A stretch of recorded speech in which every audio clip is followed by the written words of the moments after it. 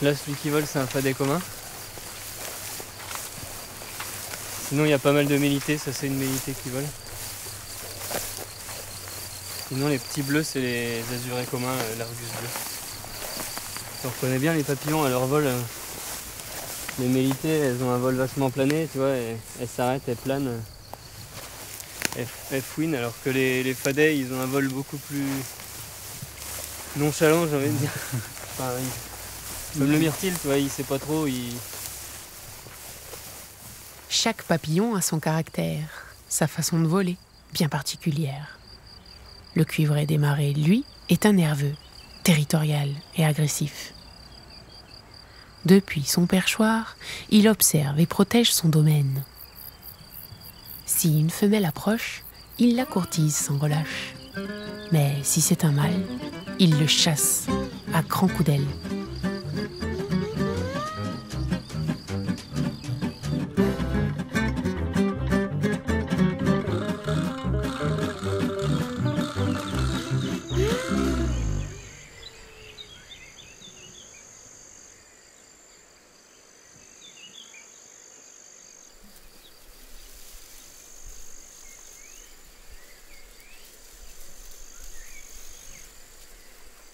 Le cuivré des marais fréquente les prairies humides, ou plus exactement, les rumex qui poussent dans ces prairies.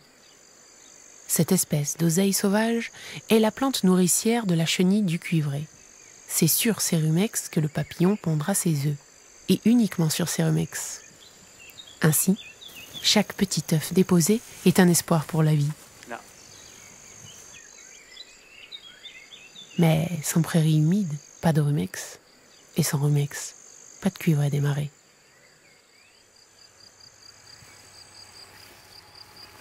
En notant les différentes prairies humides où le papillon est présent, Rémi a permis de dresser l'inventaire du cuivré dans cette zone. Ailleurs, plusieurs naturalistes ont fait le même travail.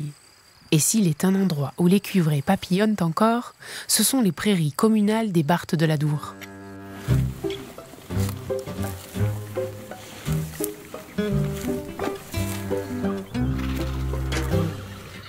Ici, on pratique l'élevage extensif de génération en génération. Malgré les bouleversements agricoles, ces prairies perdurent. Il faut dire que leur fonctionnement est assez unique. Les agriculteurs des environs font pâturer leurs bêtes toutes ensemble sur ces prairies communales. Ces grands espaces sont ouverts à tous. Alors, promeneurs et animaux cohabitent. Toute l'année c'est humide, après c'est carrément en eau l'hiver. Donc ici il y a facile ça d'eau. Surtout là il y a eu des grosses inondations au mois d'avril, je pense qu'il y avait presque 1 mètre d'eau. Oui. Oui, on s'imagine pas, c'est pas du tout le même paysage l'hiver. Léa inventorie régulièrement les espèces animales et végétales présentes sur le secteur des Barthes communales. Quand ça vole, que ça fait une impression bleu-orange, bleu-orange, bleu-orange, bon, ben, c'est que c'est le cuivré. Voilà, donc ça c'est mâle femelle. Le fait d'aider les communes à entretenir leur Barthes communale et permettre aux agriculteurs de faire pâturer les chevaux, ça maintient tout simplement les prairies. Donc on est sur l'habitat essentiel du cuivré, donc si on n'avait pas ces mesures d'aide, il y a de fortes chances que les prairies disparaissent assez rapidement. Le lien entre un ruminant et un papillon n'est pas évident. Et pourtant, sans le maintien de l'élevage, comme celui pratiqué ici, il n'y aurait plus de prairies et donc plus de cuivré. Les éleveurs, comme Raphaël, sont les gardiens de ces papillons. À chaque fois que j'y vais, j'essaie de les caresser, de leur donner un peu à manger, tout ça. Si on reste plusieurs jours sans les voir, à force, elles vont devenir complètement sauvages. Le fait d'être dans un état complètement libre, quoi, sur tous ces hectares, elles vont devenir complètement sauvages et puis ne seront plus habituées. L'élevage a toujours existé dans les Landes, donc bon, il est là, il y reste dans ces zones. Mais après, beaucoup ont vendu les vaches pour faire du canard. Parce que le gavage ça payait, donc ils ont arrêté. Et puis bon, les vaches c'était plus contraignant, donc on a arrêté. Et puis après, bon, c'était la panacée du maïs, quoi. On gagnait bien sa vie à faire du maïs, donc c'est la génération avant moi. Vous allez sur Metz, là c'est que de la culture. Ils ont asséché les barthes, ils ont fait des digues, ils ont fait des fossés, des pompes qui pompent l'eau, bon, un truc impressionnant pour aller faire du maïs. Voilà.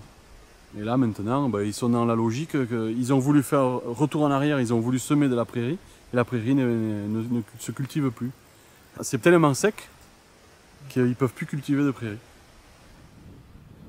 Le voilà, le coupable, responsable de la disparition du cuivré le long de nos cours d'eau. Les cultures de maïs et de peupliers ont peu à peu remplacé les prairies humides.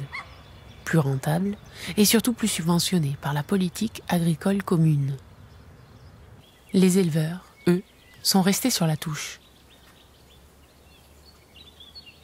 Aujourd'hui, les prairies humides rescapées sont des joyaux. Moi, ce que je me rends compte, on a une super chance d'avoir ça. On a des foins qui nous coûtent, on va parler un peu argent, le foin qui nous coûte pas cher. Bon, ça nous coûte le travail, mais on a des foins de super qualité. C'est pour ça que dans cette partie zone des Barthes de l'Adour, l'élevage est toujours là et que, en plus avec tous les labels et tout ça qu'on peut utiliser, c'est une force énorme qu'on a.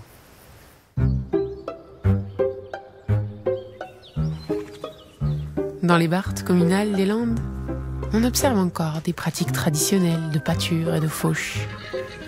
On s'y promène les jours d'été, et quand un voltigeur orangé fuse devant nous, on se surprend à n'être qu'un doux rêveur.